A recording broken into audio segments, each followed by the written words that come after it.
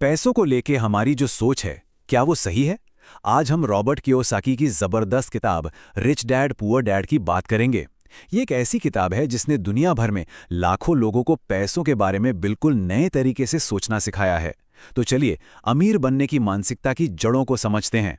तो इस पूरी किताब की जो नींव है वो दो अलग अलग तरह के पिताओं की सोच पर टिकी है। एक तरफ है लेखक के अपने पिता, बहुत पढ़े लिखे लेकिन पैसों के मामले में हमेशा परेशान रहते थे। लेखक उन्हें पुअर डैड कहते हैं। और दूसरी तरफ उनके दोस्त के पिता, पढ़े लिखे कम लेकिन बहुत अमीर, यानी रिच डैड। और इन दोनों की सलाहें जमीन आसमान का फर्क था, और इसी फर्क ने लेखक की पूरी फाइनेंशियल जिंदगी बदल कर रख दी।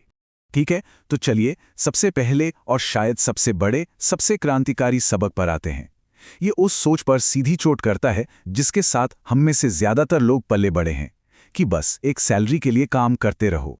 अब रिच डैड का ये पहला सिद्धांत है, और सुनने में थोड़ा अजीब लग सकता है, पर सच कहूं तो अमीरी की नींव यही है। इसका ये मतलब बिल्कुल नहीं है कि अमीर लोग मेहनत नहीं करते। अरे नहीं, बस उनका देखने का नज़रिया, उनका पर्सपेक्टिव बिल्कुल अलग होता है। वो पैसे के पीछे नहीं भागते, नहीं, वो ऐसे सिस्टम बनाते हैं जो उनके लिए पैसा कमाते रहें। रिच डैड इसी चक्कर को रैट रेस कहते हैं, चूहा दौड़। सोचिए, एक गधे के सामने एक गाजर लटका दी जाए। वो उसे पाने के लिए भागता रहेगा, लेकिन गाजर हमेशा आगे ही रहेगी। बस यही हाल है ज्यादातर लोगों का, और इस जाल में फंसने की दो बड़ी वजह हैं। एक, नौकरी जाने का डर, और दूसरा, जैसे ही पैसा हाथ में आता है उसे खाच कर देने का लालच। पता है, रॉबर्ट और उनके दोस्त माइक ने ये सबक बहुत ही छोटी उम्र में सीख लिया था। उन्होंने क्या किया, एक स्टोर से फेंकी हुई पुरानी कॉमिक्स जमा की और अपने घर के बेसमेंट में एक छोटी सी लाइब्रेरी खोल दी। अब दूसरे बच्चे वहां आकर थोड़े से पैसे देकर कॉमिक्स पढ़ सकते थे। और तो और, इस लाइब्रेरी को चलाने के लिए उन्होंने माइक की बहन को काम पर रख लिया। आइडिया बहुत सिंपल था ना, लेकिन इससे उन्हें एक बहुत बड़ी बात समझ में आई कि पैसा तब भी कमाया जा सकता है जब कोई खुद वहां मौजूद ना हो। ठीक है, अब आते हैं उस नियम पर जो सच में इस किताब का दिल है, उसकी आत्मा है। अगर इस पूरी चर्चा से सिर्फ एक बात घर लेके जानी हो तो वो यही होगी। तो रिच डैड की परिभाषाएं ना बहुत ही सीधी और सिंपल हैं। पहले बात करते हैं एसेट की, यानी संपत्ति। एसेट वो चीज है जो किसी की जेब में पैसा डालती है, चाहे वो इंसान सो ही क्यों ना रहा हो। जैसे मान लीजिए कोई घर किराए पर दिया है तो हर महीने किराया आ रहा है, या स्टॉक्स जिनसे डिविडेंड मिल रहा है, या कोई ऐसा बिजनेस जो मालिक के बिना भी चलता रहे, पैसा आता रहे। अब इसके ठीक उल्टा है लायबिलिटी, यानी दायित्व। लायबिलिटी वो चीज है जो लगातार जेब से पैसा निकालती है, जैसे कार का लोन, क्रेडिट कार्ड का बिल, या कोई भी ऐसी चीज जिसके लिए हर महीने जेब से पैसा देना पड़ रहा है और बदले में कोई कमाई नहीं हो रही। तो देखा, यहीं पर सोच का सबसे बड़ा फर्क है। एक मिडिल क्लास इंसान की सैलरी आती है और सीधे लायबिलिटीज और खर्चों को चुकाने में चली जाती है। महीना खत्म, पैसा खत्म। वहीं अमीर लोग क्या करते हैं, वो अपनी इनकम का इस्तेमाल पहले एसेट्स खरीदने में करते हैं, और फिर उन एसेट्स से जो कमाई होती है उससे अपने खर्चे चलाते हैं। मतलब वो सच में पैसे को अपने लिए काम पर लगा देते हैं। अब जो बात आने वाली है वो इस किताब की सबसे ज्यादा विवादित और शायद सबसे चौंकाने वाली बात है। तैयार हैं? वो ये है कि जिस घर में लोग रहते हैं वो एक एसेट नहीं बल्कि एक लायबिलिटी है। हाँ, पता है ये बात बहुत से लोगों को हजम नहीं होती, लेकिन रिच डैड का तर्क बहुत सीधा है। एक घर लगातार जेब से पैसा निकालता है, मॉर्गेज की किश्तें, टैक्स, मेंटेनेंस, लिस्ट लंबी है। अगर वो जेब में पैसा डाल नहीं रहा तो वो फाइनेंशियली एक बोझ ही है। देखिए, सिर्फ कड़ी मेहनत करने से कोई अमीर नहीं बन जाता। अगर ऐसा होता तो हर मजदूर अमीर होता। असली दौलत बनाने के लिए चाहिए फाइनेंशियल लिटरेसी, मतलब पैसों की समझ, और असली ताकत वही है, ज्ञान। तो इसे थोड़ा और समझते हैं। पहला पॉइंट है अपने बिजनेस पर ध्यान देना।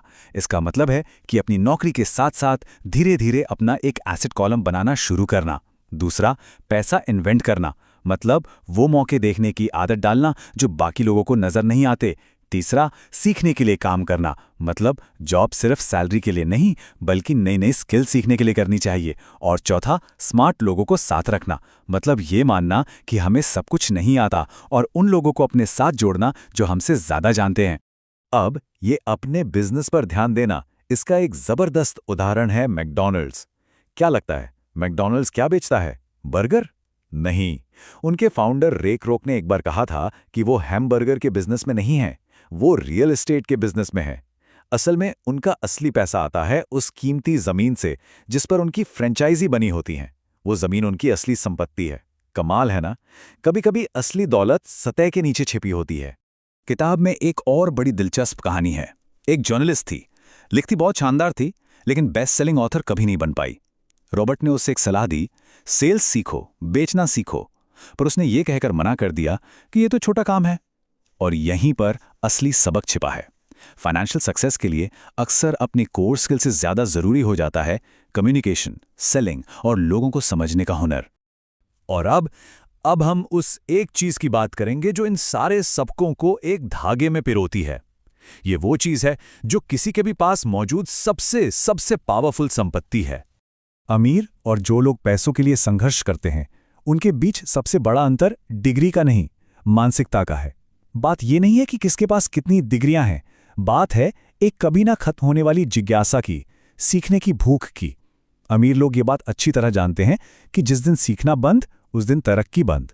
जब किसी का फाइनेंशियल आईक्यू यानी पैसों की समझ तेज होती है ना, तो उसे वो मौके दिखने लगते हैं जो दूसरों को नजर ही नहीं आते। ये वैसा ही है जैसे रॉबर्ट ने एक घर $20,000 में खरीदा और उसे फटाफट $60,000 में बेच दिया। $40,000 का एसेट बना लिया सिर्फ एक डील में। पैसा तो बस एक टूल है, एक औजार है। असली खेल तो दिमाग में खेला जाता है।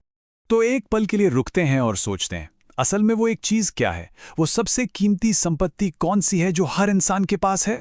जवाब बहुत सीधा है लेकिन बहुत पावरफुल है। वो है किसी का अपना दिमाग। सारी दौलत, सारे अवसर, सारी सफलता सब यहीं से शुरू होती है। ये वो इंजन है जो जिंदगी की गाड़ी को चलाता है, और ये एक ऐसी संपत्ति है जिसे कोई कभी छीन नहीं सकता। तो ये पूरी चर्चा हमें एक बहुत अहम सवाल पर लाकर छोड़ती है। लोग आज अपनी सबसे शक्तिशाली संपत्ति, अपने दिमाग को और तेज करने के लिए, अपने फाइनेंशियल नॉलेज को बढ़ाने के लिए क्या कर रहे हैं? क्योंकि असली दौलत का सफर वहीं से शुरू होता है।